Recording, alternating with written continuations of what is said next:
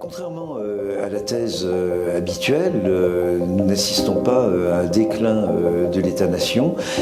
Cet État-nation s'est souvent renforcé dans le contexte de la libéralisation économique des années 1980-1990. Jamais les pouvoirs policiers, par exemple, de l'État n'ont été aussi grands.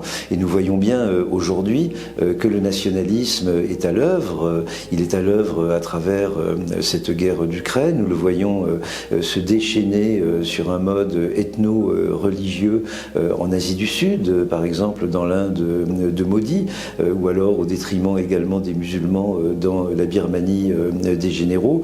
L'État n'est pas la victime de la globalisation, il en est l'enfant. Il se renforce au fur et à mesure que le monde s'intègre. Il n'y a pas de contradiction, par exemple, entre le néolibéralisme et l'État-nation. Il me semble que de ce point de vue, le débat public s'égare. Je suis donc Jean-François Bayard, professeur à l'IHEID en sociologie historique et comparée du politique, du département d'anthropologie et de sociologie, et je suis titulaire de la chaire Yves Oltramar, religion et politique dans le monde contemporain.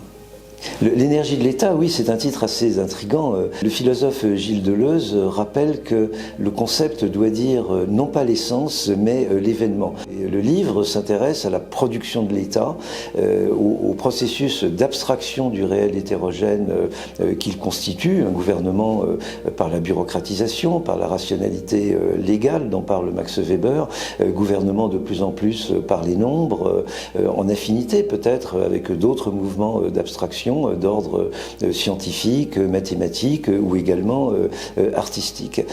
Pour désigner ce moment d'abstraction, j'ai voulu intégrer la dimension plus subjective. Foucault parle de subjectivation, de constitution du sujet moral, et d'une certaine manière, j'ai une conception assez vitaliste de la science politique, puisque la production de l'État, c'est également la guerre, ce sont les grandes mobilisations en faveur de telle ou telle cause, la cause ouvrière, aujourd'hui la cause environnementale, c'est également la vivacité du débat public, par exemple dans l'arène électorale.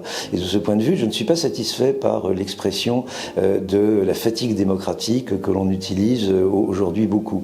Alors assez naturellement, j'ai emprunté à Bergson cette notion d'énergie, vous savez qu'elle est centrale dans son œuvre, pour désigner également la compénétration des durées sur lesquelles Bergson insistait. Il ne s'agit pas de raisonner en termes de succession, par exemple, de périodisation, de succession d'un monde d'empire à un monde d'État-nation. Il y a beaucoup plus la compénétration de ces formes de domination politique, ce à quoi l'on assiste aujourd'hui dans le cadre du conflit ukrainien.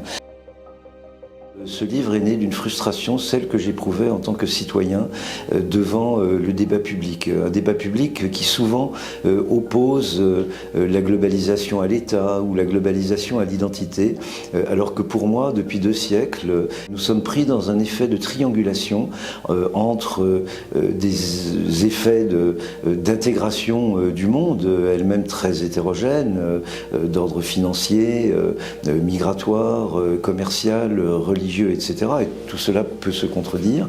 Le deuxième sommet du triangle, c'est l'universalisation de l'État comme forme d'organisation politique légitime. Et le troisième sommet du triangle, assez paradoxal, c'est la généralisation de conscience politique de type particulariste, de type culturaliste, de type religieux, qui se sont imposées depuis précisément le 19e siècle.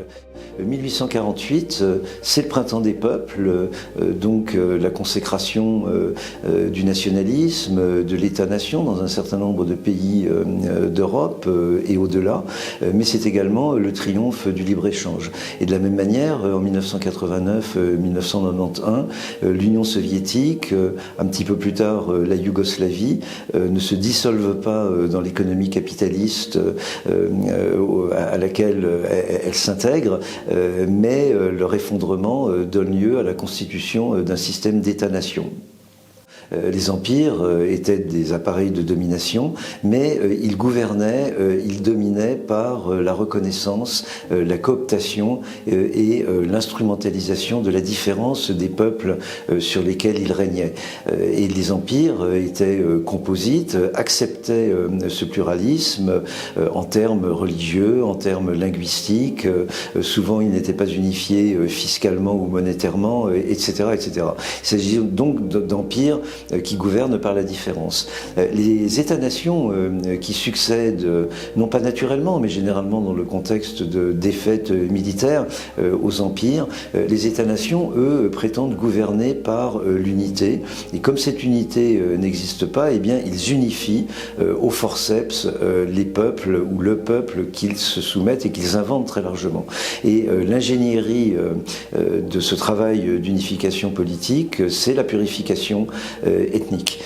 On désigne un autre dont on veut épurer le corps national, et c'est ce à quoi l'on a assisté, selon des modalités très différentes, sur les ruines de l'Empire ottoman, avec le génocide des Arméniens, et avec toutes les conséquences que l'on voit encore aujourd'hui au Moyen-Orient ou dans les Balkans. Et de ce point de vue, les guerres de Yougoslavie dans les années 90, ou aujourd'hui la guerre d'Ukraine, s'inscrivent très directement dans ce contexte de basculement d'un monde d'empire gouvernant par la différence à un monde d'États-nations gouvernant par l'unification plus ou moins coercitive de leur population.